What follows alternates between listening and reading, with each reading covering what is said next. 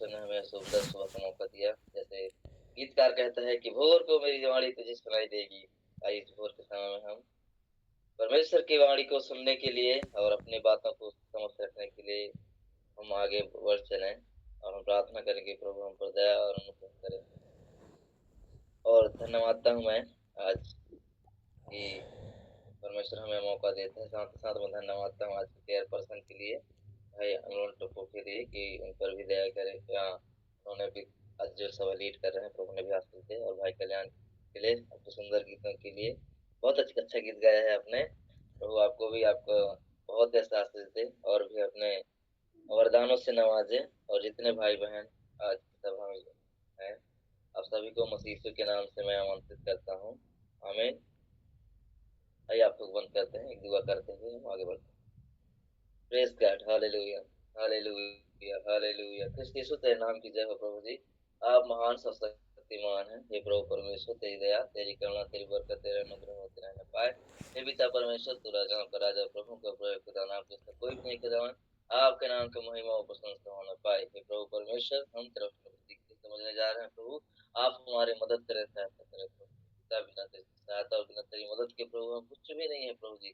हे पिता बस अपने वचनों को से बोल, बातचीत कर, अपने वचन की गहरी बातों को हम पर प्रकट होने दे प्रभु, ताकि पिता परमेश्वर जो हम सीख के समझते हैं प्रभु, जो हम आपसे बोले, बातचीत करें और हम आपके करीब आने वाले बन जाएं। हे मेरे प्रभु परमेश्वर, तू दया कर, पिता परमेश्वर अब दया कीजिए, अनुग्रह कीजिए प्रभु जी। और आपने केस कर प्रार्थना को यीशु के नाम से मांगता हूं, सुन दया से कर ले पिता। आमीन, आमीन, हालेलुया। मैं चाहूंगा कि जो चेयरपर्सन है या आप में से कोई भी एक जन बाइबल अपना खोल के रखें, मुझे पढ़ने में मदद करें। एटलीस्ट मुझे फील होना चाहिए कि आगे वाला ऑडियंस मेरी आवाज को सुन पा रहा है। मैं आशा करता हूँ कि मेरी आवाज आपको क्लियर सुनाई दे रहा है। रोमियो की पत्री, बाइबल में रोमियो की पत्री अपने आप में बहुत बड़ी सुसमाचार के रूप में प्रकट होती है और इसे अद्भुत माना जाता है। क्यों? क्योंकि रोमियो की पत्री क्लियर करती है। क्या क्लियर करती है? कि कैसे हम बचाए जाते हैं। अगर आप पूछोगे कैसे हम बचाए जाते हैं, उसका साफ साफ विवरण कहाँ मिलता है? रोमियो की पत्री में। जस्टिफिकेशन हो गया, सेंटिफिकेशन हो गया, ये सब जो थ्योरीज जब बनते हैं तो वो कहाँ से बनते हैं? अधिकतर रोमियो की पत्री से पौलुस के द्वारा दी गई वक्तव्यों को लेकर के बनाया जाता है। रोमियो की पत्री को लिखने का उद्देश्य पौलुस का ये था कि रोम की कलीसिया में यात्रा के लिए वो जो है अपना मार्ग तैयार रहे, कहाँ जाने के लिए? स्पेन जाने के लिए। और उसकी योजना यह भी था कि वह कुछ समय तक रोम की कलीसिया में काम करे। और उस योजना के साथ अब वो पत्र लिख रहा है। और जब पत्र लिख रहा है तो वहाँ उसके लिए भी पत्र लिख रहे हैं कि वो कुछ भेंट भी करें, ताकि आगे की यात्रा के लिए वो उपयोग होने पाए। और उसकी योजना यह भी था कि उनके जीवन में हो रही ऊंच नीच या यहूदी, अन्य जाति, इन सब चीज में कई सारी चीजों में कॉन्फ्लिक्ट भी था। ठीक है, बातें भी थी कि जिनसे वो क्लियर नहीं हो पा रहे। उन सब चीजों को क्लियर करती है क्या? ये पत्री क्लियर करती है। यहाँ पर यहूदी लोग इथार पाने के लिए यहूदी नियमावली को भी लेके आते हैं, उनका भी वो खंडन करते हैं और वे बताते हैं कि सच में हमारा उद्धार जो है वो कैसे हुआ है। इसके बारे में पौलुस इस पत्री में वर्णन कर रहा है। साथ ही पौलुस इस पत्री में जो रियल चीज है, जो एक व्यक्ति प्रभु में आता है, उस चीज को प्रकट करता है। कोई पढ़ दीजिएगा रोमियो की पत्री 1 अध्याय 17 पद।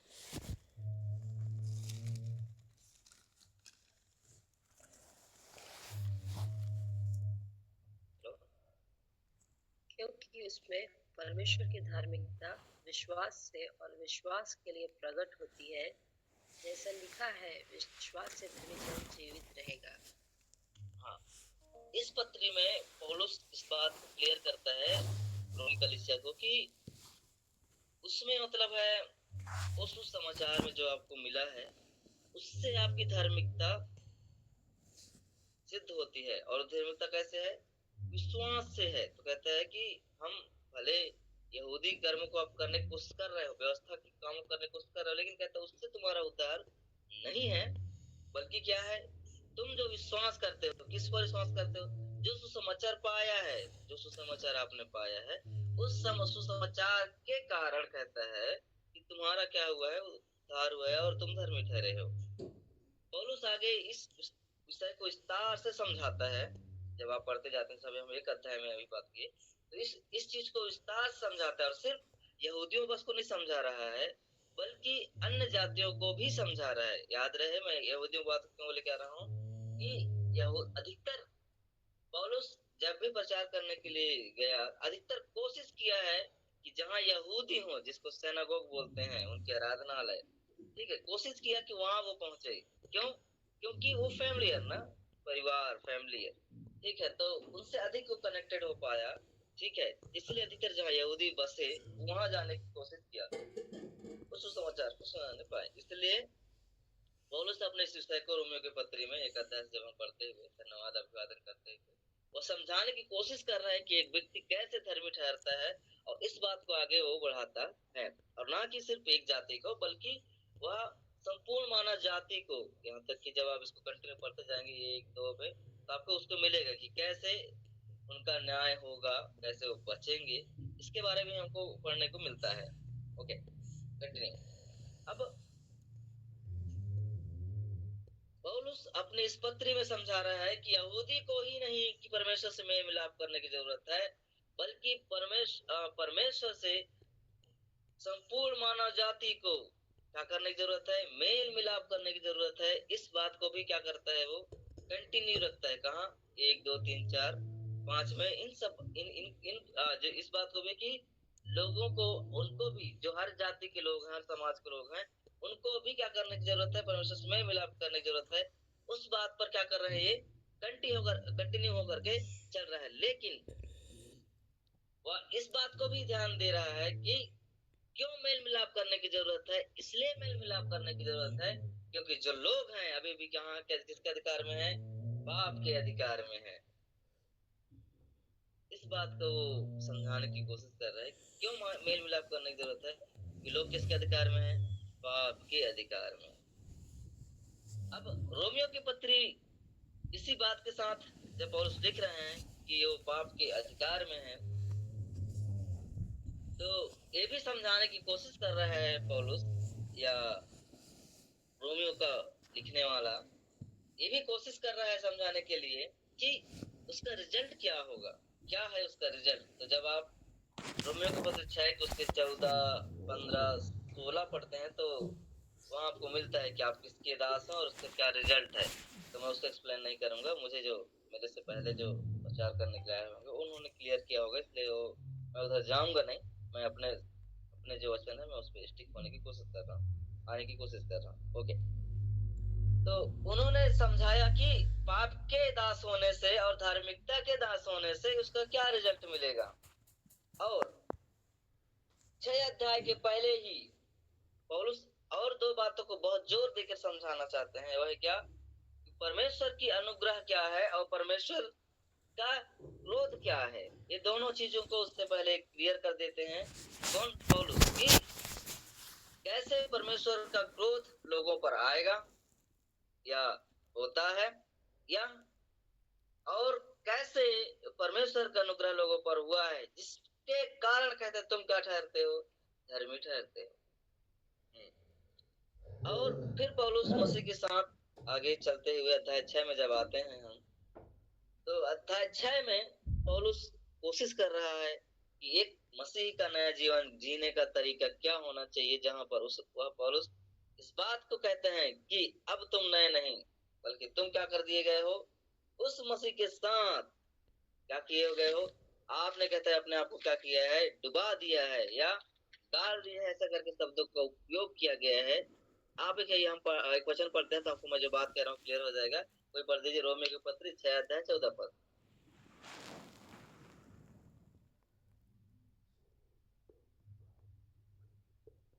हम लोग तब तुम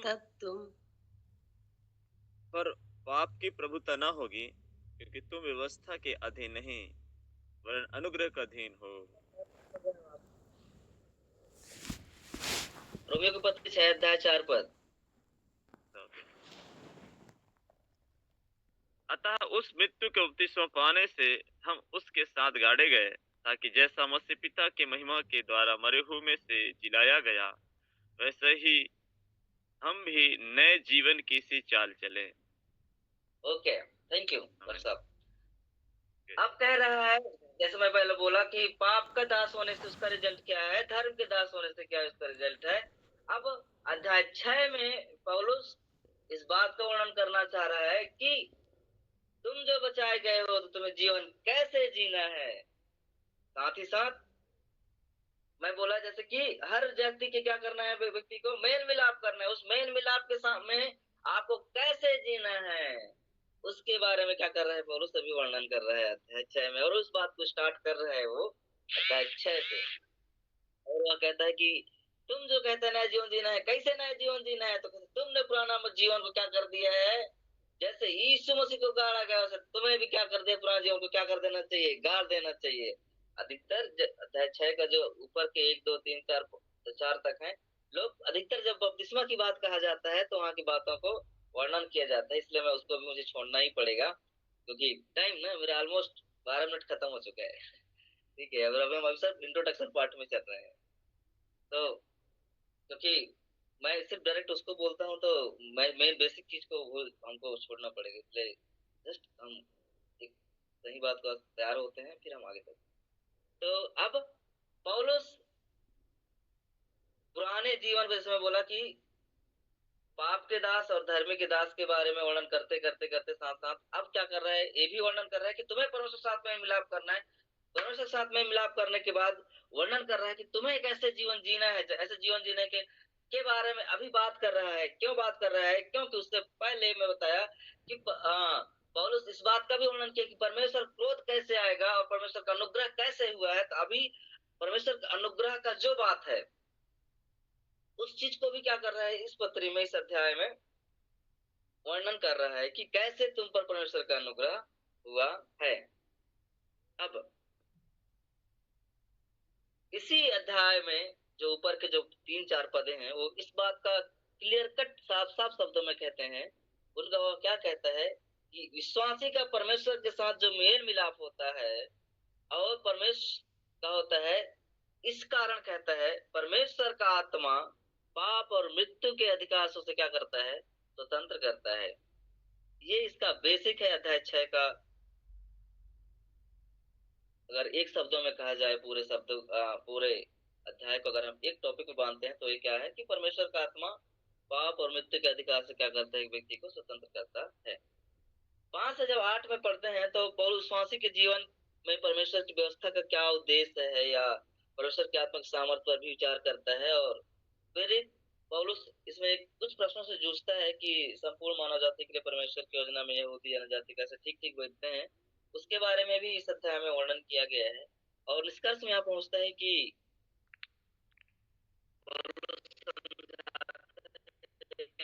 लोगों ने जो यीशु मसीह का स्वीकार किया, नहीं अपनाया, वो भी परमेश्वर की योजना है।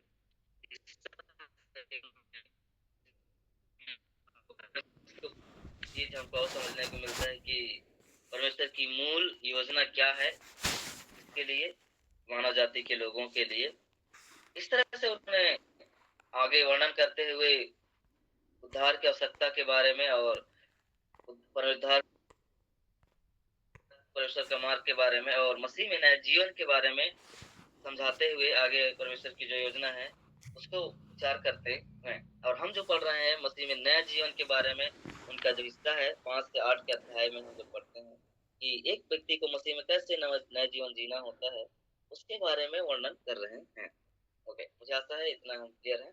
अभी पौलुस कहाँ पहुंच रहा है, लोगों को बचा करके आइडिया दे करके। क्या आइडिया दिया है, आइडिया ये दिया है कि तुम क्या किए गए हो, बचाए गए हो। कैसे बचाए गए हो, परमेश्वर के अनुग्रह से बचाए गए हो। अनुग्रह क्या है कि प्रभु यीशु मसीह को उसने क्या किया, दुनिया में भेजा, और उसके पर जो व्यक्ति क्या करता है, विश्वास करता है, वो क्या किया जाता है, बचाया जाता है।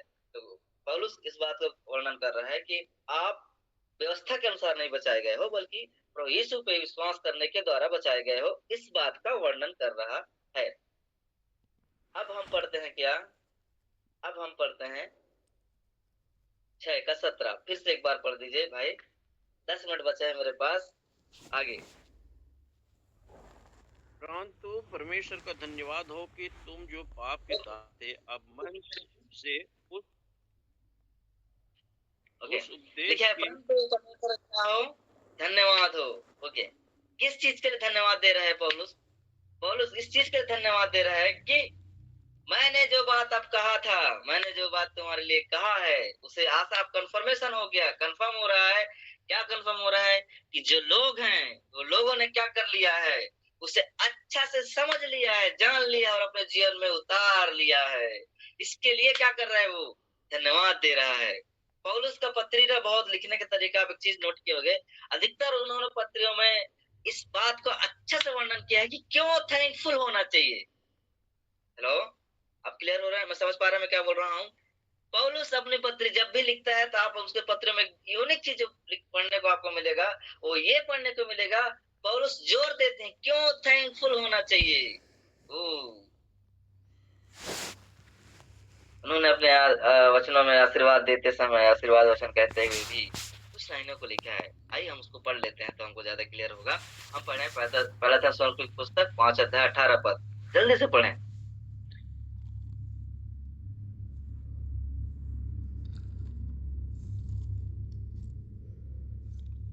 पास्टर साहब, सर आवाज ठीक से नहीं आ रहा है। हर हर बात पे धन्यवाद करो। हाँ, यही है। ओके, क्योंकि तुम्हारे लिए मसीह यीशु में परमेश्वर की यही इच्छा है।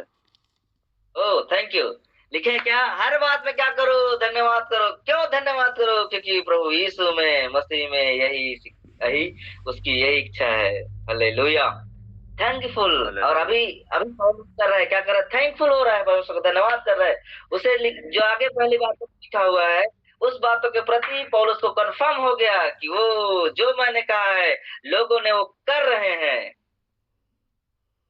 अब उसे कंफर्म हो गया है। अब कहता है तुम जो पाप के दास थे और मन से उस उपदेश के मानने वाले हो गए। हाँ, मैं बोला दास। हु दास के बारे में जो ऊपर 2 लाइन है, 2:14 से हम पढ़ते हैं ना, तो वहां से क्लियर होता है। क्या क्लियर होता है? आप जब 14 से पढ़ते जाते हैं, कोई पढ़ दीजिएगा, जल्दी जल्दी पढ़ दीजिएगा तो मेरे जो प्रचार का समय वो बच सकता है।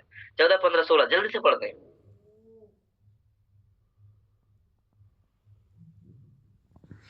5 का। इस दोनों की 6 अध्याय, उसका 14, 15, 16। तब तुम पर पाप की प्रभुता न होगी, क्योंकि तुम व्यवस्था के अधीन नहीं वरन अनुग्रह के अधीन हो। तो क्या हुआ?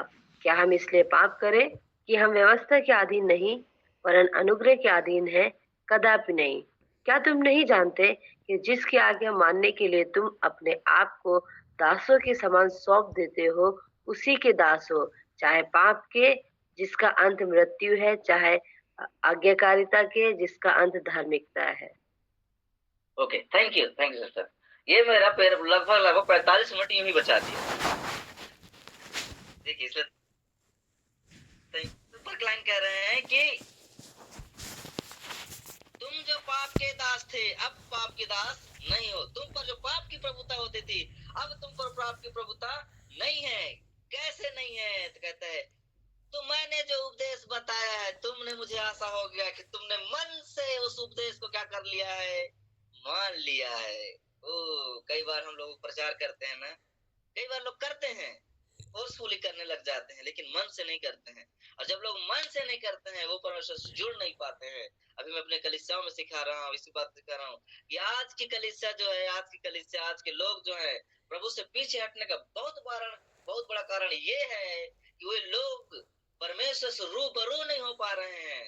वो परमेश्वर से उनका मेल मिलाप हो नहीं रहा है, परमेश्वर से उनका दर्शन नहीं है। पहले कलीसियाओं में वे पवित्र आत्मा का गवाही में उस चीज को महसूस कर पाते थे, अनुभव कर पाते थे। जैसे पौलुस इसी पत्र में जब आप 12:2 में पढ़ते हैं तो लिखा है अनुभव से उसकी इच्छा क्या करते रहो, प्राप्त करते रहो।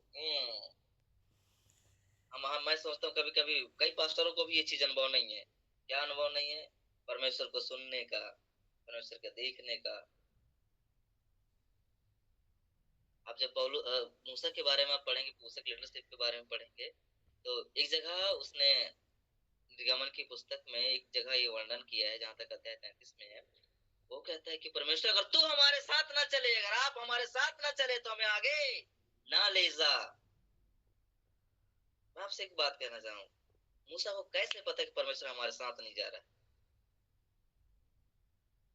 तो वहां पर कई लेखक ये डायलॉग देते हैं कि मूसा को वो अनुभव, वो फीलिंग्स नहीं हो रहा था कि परमेश्वर हमारे साथ चल रहा है। तो आज भी कई लोगों को क्या होता है, परमेश्वर का जो उपस्थिति है वो अनुभव नहीं होता है, और जस्ट वो मसीह में चल रहे हैं। परमेश्वर अपने बोले वचन से बात करता है, बोले हाँ बात करता है, बोले कैसे बात करता है? वो पास्टर के द्वारा करता है। They don't have a personal connection with God. उनका नो व्यक्तिगत प्रभु से वो जो संपर्क होना चाहिए वो संपर्क नहीं है। इसका बहुत बड़ा कारण है क्या? आज के बैक होने का।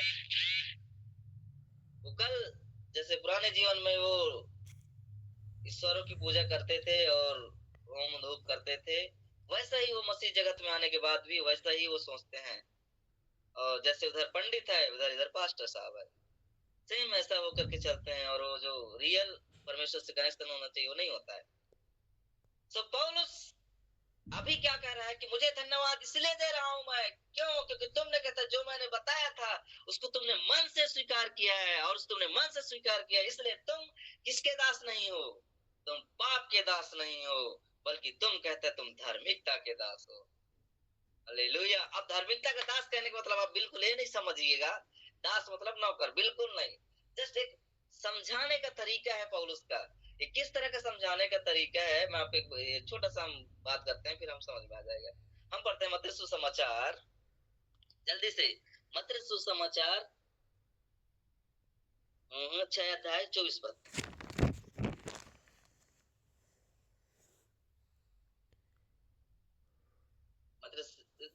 अध्याय 6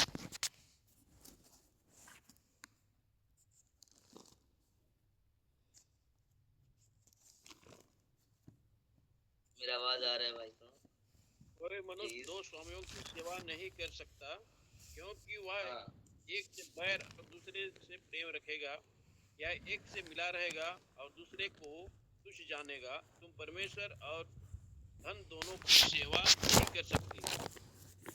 हाँ, that's a view। आप दास करके नौकर मत समझ लीजिएगा, ये इस तरह का सेवा है। तो जस्ट मैं आपको समझाने की कोशिश करूँ कि दास का मतलब वो नहीं है जो हम समझते हैं कि नौकर, बिल्कुल नहीं। ये उस तरह से है अपने आप को परमेश्वर के प्रति उस सेवा की भावना के बारे में बात कर रहे हैं। ठीक है कि तुमने मन से स्वीकार किया है और अब तुम कहते बचा लिए गए हो, तुम पर कोई चीज हैवी नहीं है।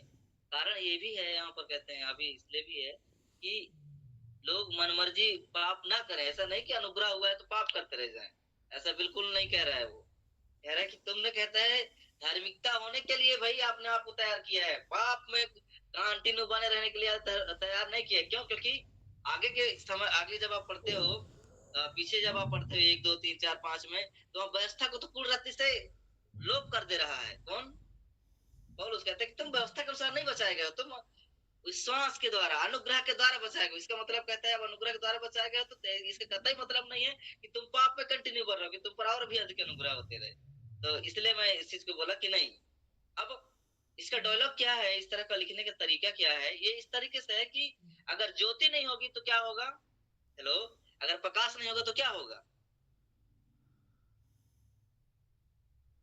I am loan. प्रकाश नहीं होगा तो क्या होगा? अंधेरा रहेगा, अंधेरा होगा। हाँ, सेम। इसीलिए कहता है कि इंसान अगर धार्मिक ना बने तो पाप जरूर बनेगा। पापा, हाँ, अगर वो धार्मिक व्यक्ति नहीं बनता है तो पापी व्यक्ति जरूर बन जाएगा, वो कंफर्म है। ऐसा नहीं हो सकता कि वो धार्मिक भी नहीं है और पापा भी नहीं है, ऐसा नहीं हो सकता। इस तरह से ज्योति नहीं होती तो प्रकाश होता है, और प्रकाश होता है जो जहाँ प्रकाश होता है वहां अंधेरा नहीं होता है। ये कुछ इसी तरीके से अपने वक्तव्य को पौलुस यहाँ पर रख रहा है, और कह रहा है कि तुमने जो अपने मन से ही कहते मैंने जो कहा था उसे मान लिया है। और कहते कैसे मान लिया है? तो कहते दासों के समान सौंप देते हो, और उसी के दास हो। किसके दास हो? कहते तुम धार्मिकता के दास हो। तो जस्ट ऊपर जब हम पढ़ते हैं तो कहते रिजल्ट क्या है? अगर तुम धार्मिकता के दास हो, अगर तुम धार्मिकता के दास हो तो कहते तुम्हें अनंत जीवन मिलता है। हालेलुया। कहते क्या कहता है? अगर तुम धार्मिकता के आदमी हो तो तुम्हें कहते आनंद जीवन मिलने वाला है। लेकिन लेकिन लेकिन अब एक बात कह रहा है, और कहता कैसे तुम उस धार्मिकता में चलते हो? तो यहाँ पर एक शब्द लिखा हुआ है, हाँ, और मन से उपदेश के मानने वाले हो गए। लिखा है जिसके सांचे में ढाले गए। हेलो, क्या लिखा है? जिस सांचे में क्या किए गए थे? जिस सांचे में कहता है तुम ढाले गए थे। आप लोग पता नहीं, आप लोग इधर आप देखे हो कि नहीं देखे हो, जो ईंटा बनता है ना, ईंटा ईंटा ब्रिक्स, वो ब्रिक्स जब बनाते हैं तो पता है उसका एक सांचा होता है जहाँ मिट्टी को तैयार किया जाता है, और मिट्टी को तैयार करने के बाद उस सांचे में डाला जाता है, और उस सांचा के अनुरूप क्या करता है? वो बनता है। आपको पता है ये चीज? Hello, yes sir. जी हाँ, पता है। हाँ। अब देखना पौलुस का तरीका क्या है। कहते कैसे तुम बने हो। ठीक है, मैं बोला कि हमारा अध्याय 6 जो है मसीह जीवन कैसे जीना है इसके बारे में वर्णन कर रहा है, इसलिए मुझे ये बात को बिल्कुल जोर देके कहना पड़ रहा है। क्या कहना पड़ रहा है? कि पौलुस कह रहा है कि तुम कहते ऐसे नहीं हो मेरे भाई, तुम्हें कहते ढाले गए हो। और जो ग्रीक शब्द जो उपयोग किया गया है यहाँ पर वो है टाइफोन। जो सांचा जो ढालने का है ना, कह रहा है, तो हम हिंदी में इस तरह से पढ़ रहे हैं सांचे में ढाले गए हो, लेकिन ग्रीक जो शब्द है जो उपयोग किया गया है वो टाइफोन। ठीक है, जिसका अर्थ है कि हथौड़ा लेकर के एक सांचा है, उस सांचे में हथौड़े से काट काट के क्या किया जाता है? उस सांचा में भरा गया है, एक चिन्ह आकृति दिया गया है, ताकि जो सांचा है उस सांचे में क्या करे? फिट बैठे। हेलो, आप समझ पाए मैं क्या बोल रहा हूँ? एक पत्थर होगा, उस पत्थर को क्या किया जाता है? चीनी हथौड़ी से टिक टिक टिक टिक टिक टिक काट करके एक सांचा होगा, उस सांचे में फिट किया जा रहा है। मिट्टी इजी चीज है, मिट्टी को ज्यादा उतना नहीं करना पड़ता ना, जस्ट बनाए पटक दिए कहाँ? सांचे में। ये इजी चीज है। लेकिन आप सोच के देखिए, एक पत्थर को एक सांचे में लेके आना, आप समझ पा रहे हैं मैं क्या बोल रहा हूँ? एक पत्थर को कहाँ लेके आना? एक सांचे में लेके आना। It is not easy work, it is hard work. आपको धीरे धीरे धीरे टुक टुक टुक टुक टुक टुक टुक टुक मार करके क्या करना? एक सांचे में लेके आना होगा, तब जाकर के वो क्या करेगा? वो सही उस सांचे के अनुसार चलेगा। पौलुस अपनी इस पत्री में वही सही कह रहा है, एग्जैक्ट कह रहा है। क्या कह रहा है? तुम में कहते तुम पाप कर रहे थे, लेकिन अब मत करना, नहीं करना है मेरे भाई। था जो था वो, तुम धार्मिकता के दास होने के लिए बुलाया गया हो। तुम पर कहते पाप का अधिकार नहीं है। परमेश्वर ने तुम्हें आत्मा दिया है, और उस आत्मा की अगुवाई में कहते तुम्हें चलना है, ताकि तुम कहते जो पाप है उस पर क्या करने पाओ? विजय होने पाओ। हालेलुया। हमें परमेश्वर ने दिया है ये मौका कि हम विजय होने के लिए चुना हुआ है, लेकिन हम हारे हुए हैं। क्यों?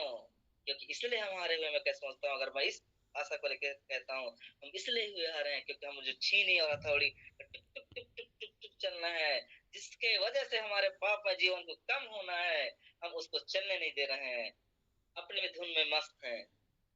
और अपने धुन में जब कोई व्यक्ति मस्त होता है तो वो काम करता है जो उसे करना नहीं चाहिए। इसलिए कहता है पौलुस इस पत्री में लिखता है कि तुम सांचे में ढाले गए हो। ओ, हम स्वतंत्र तो हैं कहते, लेकिन एक सांचा है, एक तरीका है परमेश्वर के साथ जीवन जीने का, एक मसीह जीवन जीने का एक तरीका है। कहते उस तरीके को मत भूलिए। पौलुस अपने पत्र में कितना अच्छे से लिख रहे हैं, और उसी चीज के लिए कह रहे कि मैं धन्यवाद देता हूँ कि जो मैंने अब तक 1 2 3 4 5 में जो बातें कही है, आप तुमने समझ लिया है, और समझ के कहता है जिस तरह सांचे में ढाला जाता है, वैसे तुमने भी अपने आप को क्या किया है? ढाला हुआ है। वो इसलिए पौलुस क्या कर रहा है? धन्यवाद कर रहे हैं परमेश्वर का, धन्यवाद कर रहे हैं उन लोगों का कि तुमने ऐसा किया है। हमें सिखाता है आज की पत्री हमें सिखाता है कि हम मसीह जीवन जी रहे हैं, अच्छी बात है, लेकिन क्या हम जो पाप से मुक्त होकर के, हम जो बड़ी सीना ठोक के कहते हैं कि परमेश्वर ने मेरे पापों के लिए उस क्रूस पर बलिदान हुआ है, और मैं अब पाप का दास नहीं, बल्कि मैं उस परमेश्वर का बेटा और बेटी बन गई हूँ। मैं इसलिए मैं इस बात को बोल रहा हूँ क्योंकि दास को मत से आप यही ना समझे कि दास, रियल में हम विश्वास करते हैं तो हम परमेश्वर क्या बनते हैं, बेटा और बेटी बनते हैं। एक क्वेश्चन हम पढ़ते हैं, ऑलमोस्ट मेरा टाइम फिनिश हो चुका है, हम एक क्वेश्चन पढ़ते हैं। यूहन्ना रचित सुसमाचार 1 अध्याय 12 पद।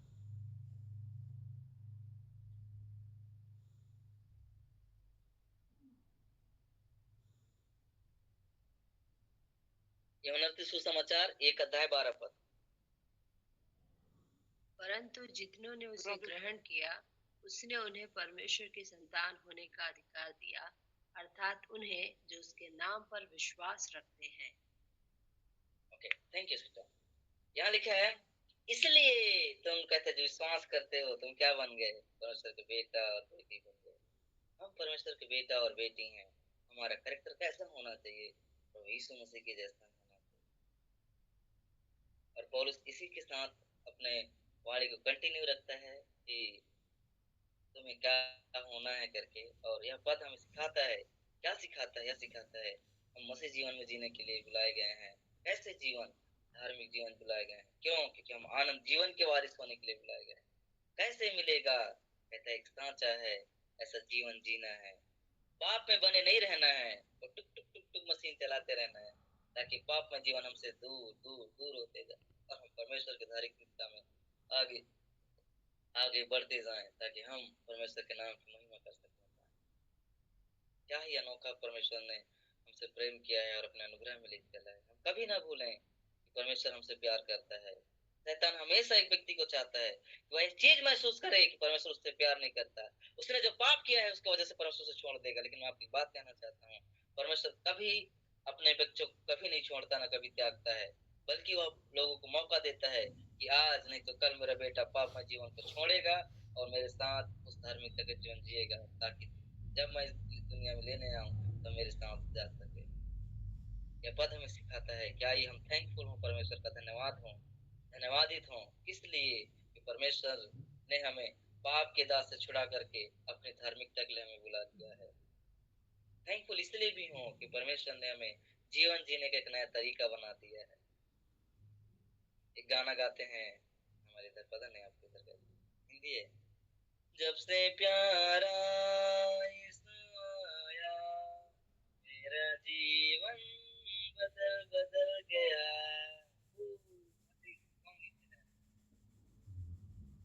कितना अच्छा गीत है ना, कहता जब से प्यारा यीशु आया मेरा जीवन बदल गया। कई लोगों का जीवन बदला ही नहीं है। Then इसमें एक प्रॉब्लम, फिर पूरे मसीह के लिए प्रॉब्लम क्रिएट करता है।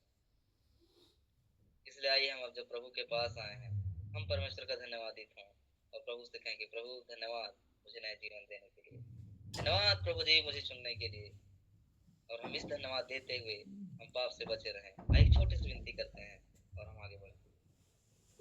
क्रिस्त यीशु तेरे नाम की जय हो। प्रभु जी आपके नाम की महिमा और आपके नाम का सुनता होना पाए। हे प्रभु तेरी दया, तेरी करुणा, तेरी बरकत होते रहने पाए। हे प्रभु जी तू राजाओं का राजा, प्रभु का प्रभु है, तुझे जैसा कोई भी नहीं है खुदावन।